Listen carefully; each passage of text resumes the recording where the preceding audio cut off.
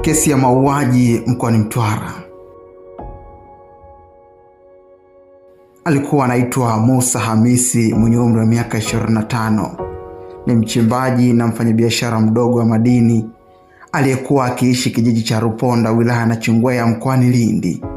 Chanzo cha tuhuma zake inaelezwa kuwa kulikuwa na mgogoro wa kifedha au kudhulumiana madini kati ya Musa na watu waliokuwa na uhusiano na mawasiliano baadhi ya maofisa wa polisi mkoani Mtwara.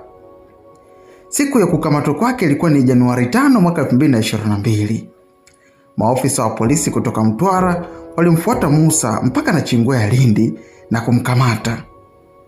Walimweka chini ya ulinzi na kumsafirisha kuelekea Mtwara kwa ajili ya kile kilichoelezwa kama ni hojaji au upelelezi. Ndugu wa Musa walipofuatilia kwenye vituo vya polisi Mtwara, waliambiwa hayupo, ameshaachiwa.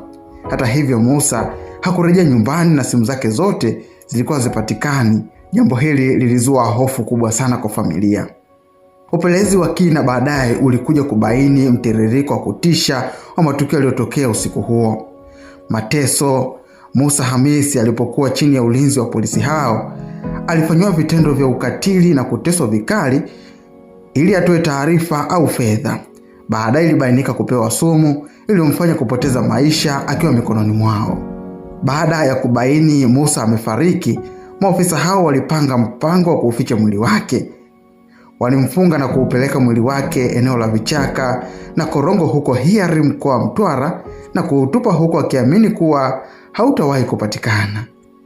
Shinikizo la umma lilianza.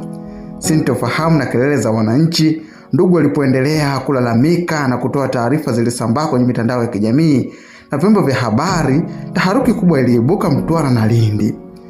Agizo la Rais Samia kufuatia uzito wa tuhuma hizo, Rais wa Jamhuri ya Muungano wa Tanzania alitoa agizo kubwa. Aliamuru kuunda kwa tume uchunguzi ulioongozwa na Waziri Mkuu Mheshimiwa Kassim Majaliwa.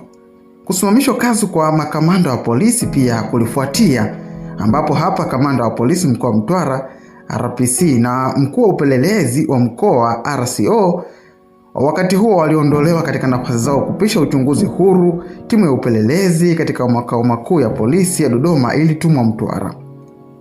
Upelelezi uliongozwa na makachero hadi eneo la Hiari ambapo mabaki ya mwili wa Musa Hamisi na nguo zake vilibainika. Mahakama Kuu Kanda ya Mtwara, jumla maofisa 7 wa polisi walifikishwa mahakamani hapo wakikabiliwa na shtaka la mauaji ya kukusudia, yani mada kesi namba 11 ya mwaka 2022. Hapa alikuwepo Gilbert Kalanje aliyekuwa mkuu wa upelelezi wa makosa ya jinai wilaya ya Mtwara. Alikuwepo pia Chaze Onyango aliyekuwa mkuu wa kituo cha polisi mkoa wa Mtwara OCS, lakini pia alikuwepo Magonza askari wa polisi, alikuwepo Mako askari wa polisi, bila kumsahau pia Shirima askari wa polisi, Mwenda askari wa polisi, pamoja na Bwire ambaye pia ni askari wa polisi. Upande wa mashtaka uliwasilisha mashahidi na ushahidi mzito wa kisayansi na kiufundi. Ushahidi wa mawasiliano ya CDR. Kampuni za simu zilitenda kazi na kuonyesha jinsi watuhumiwa wakuu walivyokuwa wakipigiana simu na jinsi tua za simu zilivyoweka maeneo yao usiku, na tukio kutoka kituoni hadi eneo la Hiari ambapo mwili ulitupwa. Vipimo vya maabara vilithibitisha kuwepo kwa sumu mwilini na athari za majeraha ya mateso kabla ya kifo chake. Ndugu wa marehemu pia walitoa ushahidi wa kutambua nguo alizokuwa amevaa Musa siku aliyokamatwa Nachingwea. Baada ya kusikilizwa pande zote mbili, zilijenga hoja zao. Adhabu ya kifo na kunyongwa pia ilitolewa. Mahakama Kuu iliwakuta na hatia ya mauaji ya kukusudia watuhumiwa wawili wa ngazi ya juu waliokuwa wakiongoza operation hiyo. Hapa alikuwepo Gilbert Kalanje ambaye huyu OCCID pamoja na Chaze Onyango OCS.